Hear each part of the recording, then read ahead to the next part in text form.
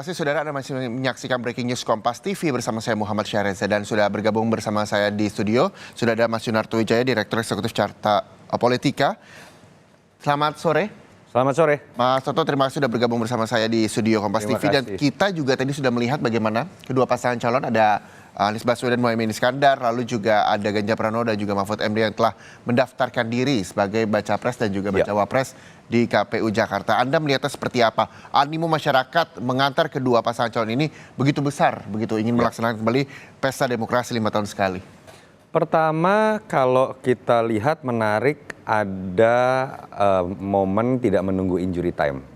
Tanggal pendaftaran 19 sampai 25, tanggal 19 sudah. Malah di awal. Muncul. Di awal sekali. Artinya kan ada rasa percaya diri ya, confident dari masing-masing pasangan tersebut. Ya. Dan kalau kita mau sindir sedikit lah kira-kira ya, agak menarik nih polanya. Semakin tidak bergantung dengan sosok presiden pasangan tersebut, semakin mudah mengambil keputusan. Mas Anies tentu saja paling tidak bergantung dengan Pak Jokowi karena dianggap antitesis Pak Jokowi, paling cepat menentukan jodohnya siapa, Caimin. Begitu pula Mas Ganjar kalau dalam beberapa statement termasuk statement PDI Perjuangan, P3 ataupun Prof Mahfud, ketika mulai melepaskan dirinya dari kebergantungan terhadap Pak Jokowi, langsung dengan mudahnya langsung mengambil keputusan mereka akan berpasangan. Yang paling sering mengklaim dirinya dekat dengan Pak Jokowi dalam hal ini Pak Prabowo karena ingin menggandeng juga anak kandung Pak Jokowi, malah paling sulit sepertinya untuk kemudian mengambil keputusan. Dan itu yang menurut saya menarik melihat kekuatan dari dua pasang yang tadi sudah mendaftar. Dua-duanya ya ingin menegaskan bahwa kekuatan kami adalah branding dari calon presiden dan calon wakil presiden plus soliditas dari partai-partai dan relawan. Dan menurut saya seyogyanya pemilu seperti itu. Bukan kemudian adu gimmick mengenai siapa yang merasa dirinya paling direstui oleh presiden sebelum. Oke, tapi apakah ini juga merupakan langkah strategi dari Prabowo Subianto kalau misalnya Mas Toto melihatnya bahwa Prabowo Subianto adalah satu-satunya dari ketiga pasangan calon presiden yang belum mengumumkan pasangannya dan belum mendaftarkan diri ke KPU. Merupakan strategi atau memang seperti tadi Mas Toto bilang nggak pede begitu. Gimana Mas Toto melihatnya? Kalau pede, billboardnya akan dipasang wajah dia, tidak wajah harus bersama dengan Pak Jokowi. Kalau pede akan diambillah dari kader-kader yang sudah tergabung dalam barisan Koalisi Indonesia Maju. Banyak loh ketua-ketua umum yang ingin juga menjadi cawapres. Ya. Dulu 2019 itu level terpede Pak Prabowo. Bahkan kader Gerindra juga yang diambil dalam hal ini Sandiaga Uno. Tapi kalau kita lihat sekarang ya mohon maaf saya harus mengatakan ini bentuk ketidakpercayaan diri. Ya mungkin tidak salah juga 2 kali melawan Pak Jokowi, 2 kali kalah begitu ya. Mungkin bisa efektif, mungkin bisa menambah daya elektoral dari Pak Prabowo. Tapi di sisi lain kualitas dari pertarungan pemilunya menjadi turun menurut saya. Orang tidak lagi ingin mendalami Pak Prabowo bawa program baru apa nih. Pak Prabowo ingin kemudian menunjukkan karakter barunya seperti apa nih. Enggak. Karena orang terus berkutat pada pertanyaan, benar nggak sih Pak Prabowo ini didukung Pak Jokowi? Benar nggak sih Pak Prabowo deal dengan Pak Jokowi tentang anaknya misalnya? Itu yang menurut saya waktu kita kampanye hanya 75 hari loh. Jangan sampai Pak Prabowo dalam percakapan mengenai beliau itu malah habis terkait dengan hal-hal tersebut yang tidak ada hubungannya dengan masyarakat begitu ya. Kan harusnya Pak Prabowo orang bisa kemudian gali. Ketika berbicara mengenai hutang luar negeri yang dulu sering dikritik Pak Prabowo, ketika masuk dalam pemerintahan Pak Jokowi, sama atau tidak? Betul. Ketika berbicara mengenai pertumbuhan ekonomi 5% yang dulu Pak Prabowo kritik, ternyata tidak banyak bermanfaat buat warga. Apakah kemudian sekarang pandangannya masih sama atau tidak?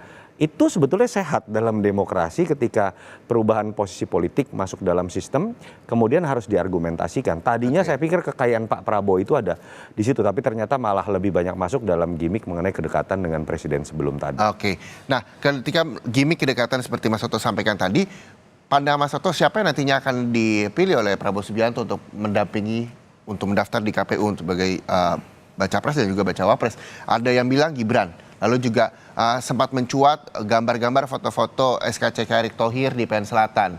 Pak Yusril juga ada. Pak Yusril juga ada. Nah, pandangan Mas Toto siapa nanti Mas? Kalau membaca mengenai strategi Pak Prabowo dan keinginan Pak Prabowo dilihat dari statement-statementnya, dukungan dari underbow Gerindra seperti Tidar menyatakan dukungan kepada Mas Gibran. Kemarin malam saya lihat ada pernyataan dari Pak Ahmad Muzani, sekjen kan resmi ya dari partai, yang membawa pantun. Satu mengatakan anak muda, yang kedua kemudian dikasih kode berpengalaman di pemerintahan. Orang menduga kemungkinannya mengkerucut kepada dua nama. Ada Gibran, ada Mas Erik. Betul. Tapi ada lanjutan kalimatnya tuh, stasiun balapan. Stasiun balapan setahu saya adanya di Solo. Di Solo. Jadi kalau melihat dari kode-kode tadi gitu ya, saya pikir memang keinginannya masih kepada Mas Gibran. Nah, kenapa belum diumumkan? Menurut saya ada konsekuensi. Ketika Mas Gibran maju kan ada restu yang harus diberikan oleh Pak Jokowi. Dan kita tahu ketika keputusan MK keluar, kritik begitu besar muncul, gelombang-gelombang bukan dari para aktor politik, malah dari tokoh-tokoh yang dulu kalau kita lihat nama-namanya adalah para pemilih Jokowi. Artinya kan beban persepsi negatif itu bukan kepada Pak Prabowo ketika mengambil keputusan ini, bukan kepada Gerindra, tapi kepada Pak Jokowi yang memang kita ingat sekali 2014 maju itu salah satunya dikarenakan keinginan dari publik untuk memberikan panggung kepada orang yang bukan darah biru, kepada orang yang biasa-biasa saja, tetapi secara meritokrasi punya pengalaman di wali kota dan gubernur dan dianggap berhasil, dan kemudian bisa menjadi seorang presiden.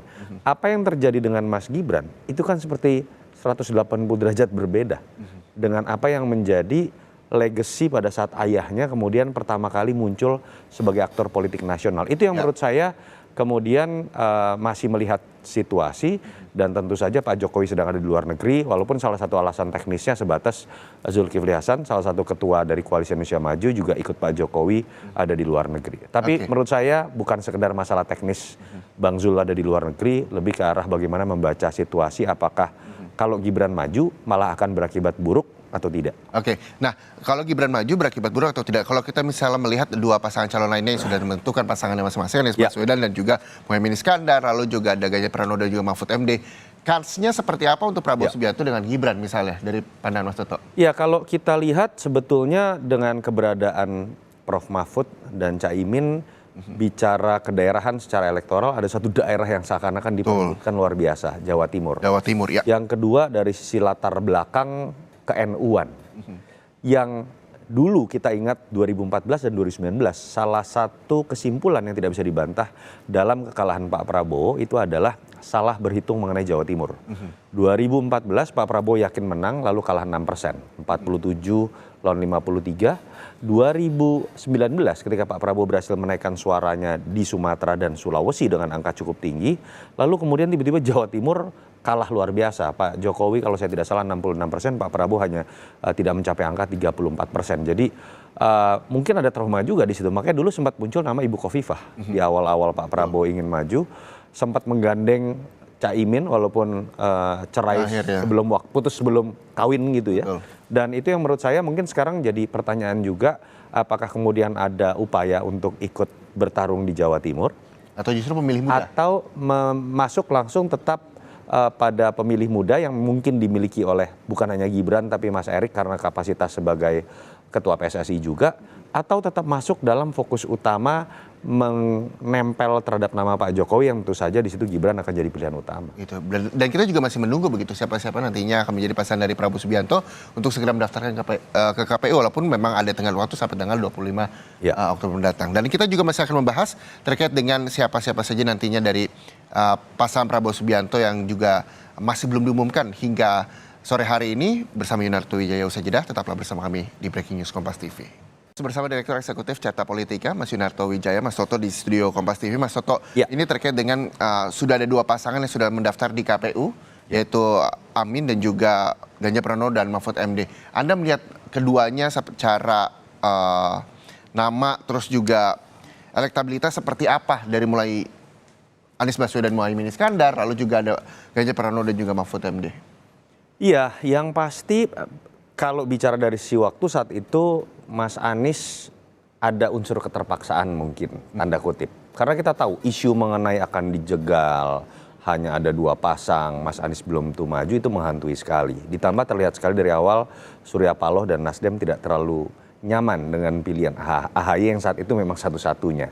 Sehingga ketika kemudian masuklah Caimin, memang pertama itu sebuah kemenangan tersendiri buat Anies Baswedan memastikan diri bisa maju tanpa harus memilih calon wakil presiden yang sifatnya terpaksa dan memang sulit menambah daya elektoral.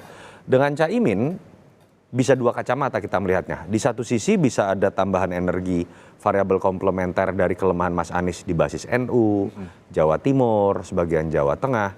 Walaupun di sisi lain ada analis yang mengatakan menyatukan basis massa PKS dengan basis massa PKB ini seperti air dan minyak. Nah, kita akan bisa dapat jawabannya seiring waktu. Apakah surveinya akan naik atau tidak. Untuk Ganjar dan Prof Mahfud menurut saya ini pilihan terbaik buat Ganjar. Yang pertama memang setahu saya Ganjar paling mengenal Prof Mahfud dibanding nama-nama yang cukup tinggi elektoralnya juga seperti RK dengan Sandi, tapi cenderung bisa dikatakan baru ya. Dan Prof Mahfud bahkan bukan hanya dibandingkan dengan calon wakil presiden yang lain ya, dibandingkan dengan semua nama capres, pengalaman berpolitiknya itu jauh lebih paripurna.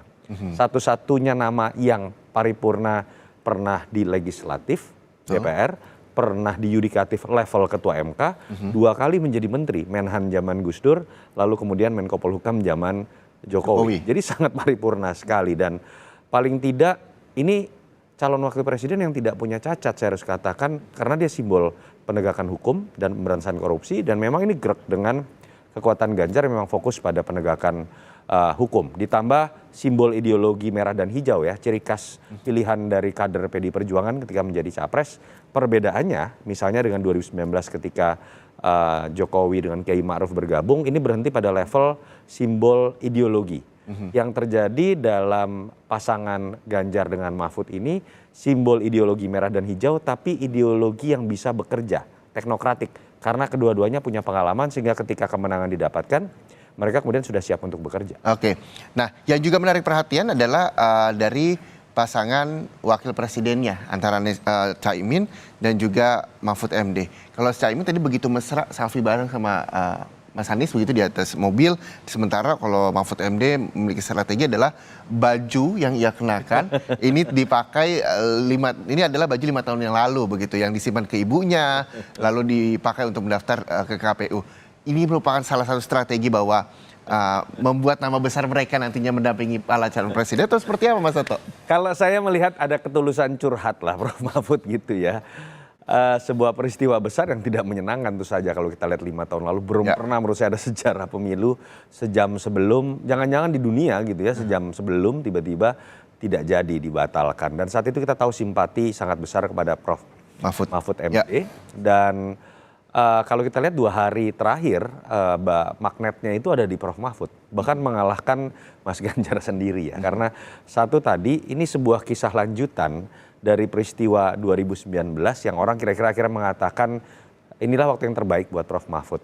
Kesabaran 5 tahun moga-moga bisa berbuah hal yang baik. Nah, persepsi-persepsi positif itu kenapa muncul? Karena memang kita lihat sepak terjang Prof Mahfud terutama dari sisi keberagaman dan konteks perjuangan dia untuk terkait penegakan hukum dan pemberantasan korupsi, mau itu pendukung Jokowi atau pendukung Prabowo di 2014-2019, mau itu sekarang saya yakin pendukung Mas Anies atau pendukung Pak Prabowo atau pendukung Mas Ganjar, saya yakin mereka mengapresiasi integritas dari Prof Mahfud. Jadi ini sosok yang memang agak sulit untuk diserang, kecuali ya gayanya agak kontroversial. Celetak-celetukannya itu memang kadang-kadang memancing polemik. Betul. Walaupun negara seperti Indonesia dalam konteks akselerasi menurut saya kadang-kadang butuh sosok seperti ini. Oke, nah begitu mesranya para bacawa pres ini mendampingi baca presnya, begitu kita berharap bahwa Prabowo Subianto segera mengumumkan. Jadi ada 3 yang kita berharap juga ketiganya bisa hadir bersama di KPU agar bisa pesta demokrasi mendatang bisa berjalan juga dengan aman dan juga dengan lancar. Terima kasih sekali lagi Mas Sunarto Wijaya, Direktur Eksekutif Carta Politika, bersama saya Muhammad Syahriza di Breaking News Kompas TV. Kita akhiri Breaking News Kompas TV. Selanjutnya Anda dapat menyaksikan program Rumah Pemilu di Kompas TV, independen terpercaya. Saya Muhammad Syahriza pamit undur diri. Terima kasih. Sampai jumpa.